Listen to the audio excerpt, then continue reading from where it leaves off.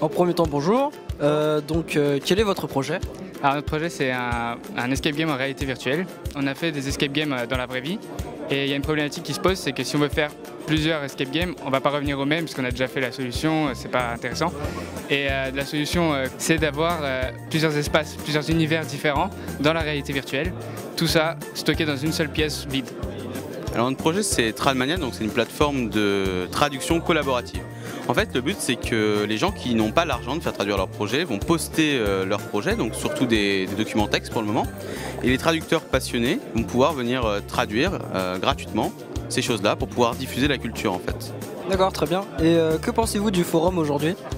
Alors aujourd'hui il y a beaucoup de monde, c'est assez sympa, on peut voir le travail toute une année, c'est assez gratifiant. Génial, franchement génial. Les gens ils sont investis dans leur projet, ils le montrent avec amour, ils montrent ce qu'ils ont fait pour en arriver là, et l'idée de base et le produit final, franchement c'est pas mal.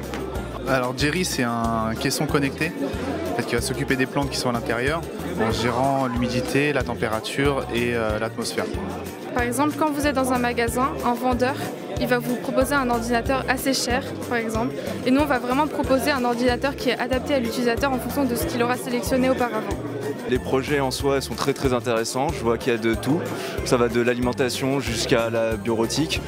J'ai pas encore fait le tour de tous les projets, mais c'est assez impressionnant. Ouais. Donc Kimi, c'est un analyseur de code statique qui permet de checker la qualité du code en permanence pour les développeurs.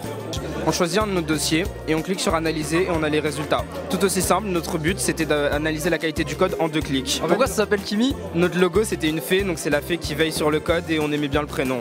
Ça a été lancé au hasard autour d'un brainstorm. Ça nous permet à nous, futurs étudiants, de voir les différents projets que les anciens élèves ont pu faire.